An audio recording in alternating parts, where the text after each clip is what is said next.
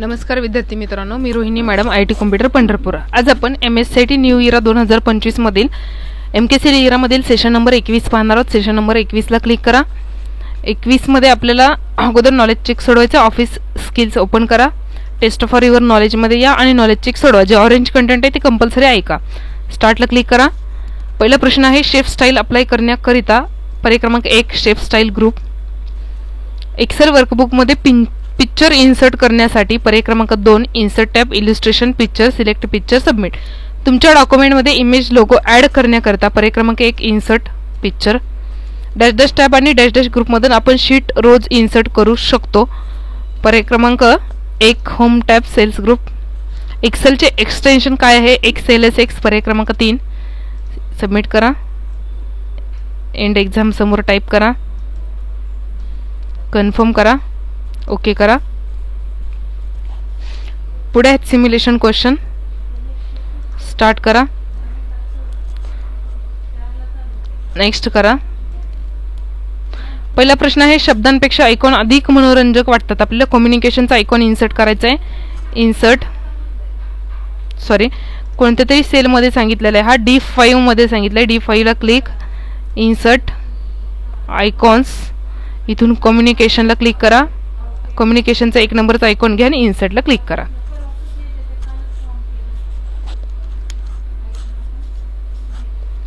पुढचा प्रश्न आहे तुम्ही सेल मध्ये पिक्चर इन्सर्ट करू शकता। C5 या सेल मध्ये लोगो, कंपनीचा लोगो इन्सर्ट करायचा आहे। C5 ला क्लिक आहे, इन्सर्ट पिक्चर, लोगो वरती क्लिक आणि इन्सर्ट।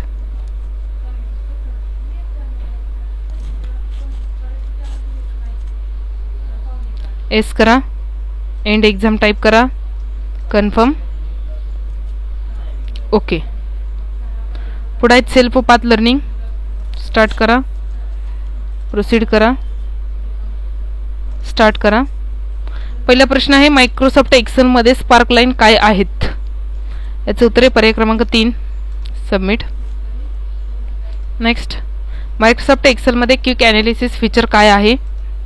पर्याय क्रमांक 2 क्विक डेटा एनालिसिस। तिसरा प्रश्न मायक्रोसॉफ्ट एक्सेल मध्ये 3D मॅप फीचर काय आहे? पर्याय क्रमांक 4 सबमिट।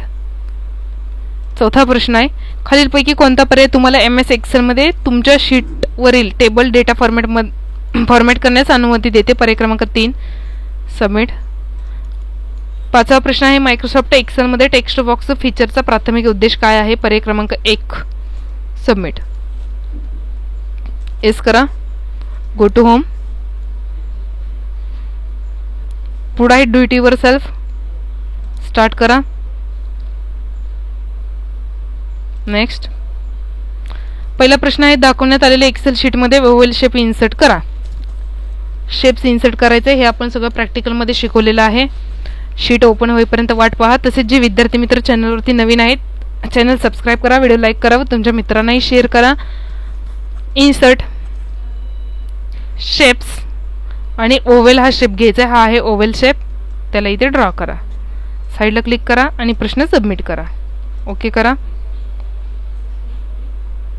नेक्स्ट क्वेश्चन फिल्टर ग्रुपमधील स्लाइसर ऑप्शन वापरण्यासाठी दिलेल्या एक्सेल शीटमध्ये नंतर इन्सर्ट टॅबवर जा। आता स्लाइसर ऑप्शन क्लिक करा आणि फोटो बॉक्स ऑप्शन सिलेक्ट करून फिल्टर लागू करा। शेवटी ओके बटनावर क्लिक करा। स्टार्ट करा, शीट ओपन होईपर्यंत वाट पहा। स्क्रीन मोठी करा, इन्सर्ट, इथं आहे स्लाइसर, क्लिक करा। त्यानंतर काय सांगितलेले बघा, फोटोवरती क्लिक करायचं आपल्याला। इथं आहे फोटो, फोटोवरती क्लिक करा आणि ओकेला क्लिक करा। साईडला क्लिक करा आणि प्रश्न सबमिट करा, ओके करा। नवीन मजकूर बॉक्स इन्सर्ट करण्यासाठी दिलेल्या MS एक्सेल मध्ये इन्सर्ट टॅबवर जा। शीट मध्ये एक टेक्स्ट बॉक्स घ्यायचा आणि त्याच्यामध्ये जानेवारी हे टाइप करायचे। एक्सेल ओपन होईपर्यंत थांबा। इथून शीट मोठी करा, इन्सर्ट वरती या, टेक्स्ट बॉक्स वरती या। टेक्स्ट मध्ये टेक्स्ट बॉक्स जिथे हवंय तिथे त्याला ड्रॉ करा आणि त्याच्यामध्ये जो टेक्स्ट लिहायला सांगितलंय तो लिहा। साइडला क्लिक करा आणि प्रश्न सबमिट करा, ओके करा। पुढील प्रश्न आहे, तुमच्या शीटमध्ये बायोनिमेल थिअरम इन्सर्ट करण्यासाठी दिलेल्या MS एक्सेल फाईलमध्ये इन्सर्ट टॅबवर जा, सिम्बॉल ग्रुपवर क्लिक करा आणि इक्वेशन सिलेक्ट करा. ते इन्सर्ट करण्यासाठी बायोनिमेल थिअरम इक्वेशन सिलेक्ट करा.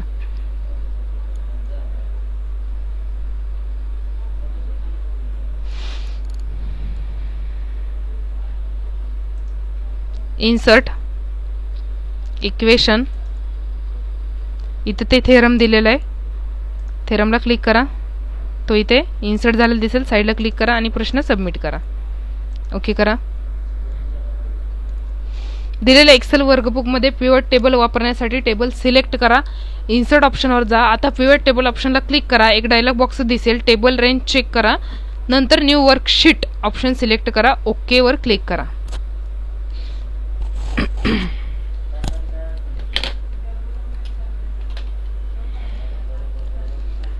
इन्सर्ट टॅबमध्ये या. टेबल सिलेक्ट करा. त्यानंतर इन्सर्टमध्ये जायचे. त्याच्यामध्ये पिवट टेबलवरती जायचे आपल्याला. पिवट टेबल ऑप्शन क्लिक करा. Pivot table.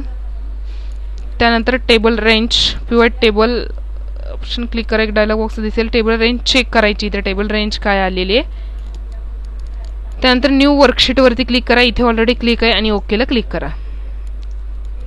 साईडला क्लिक करून प्रश्न सबमिट करा. ओके करा. एस करा. एंड एक्झाम करा. कन्फर्म करा.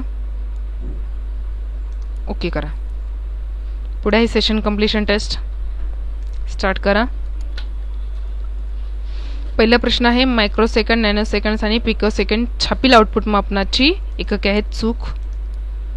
बहुतांश पर्सनल कॉम्प्युटर सिस्टीममध्ये CPU एका मायक्रो प्रोसेसर. पर्याय क्रमांक 3.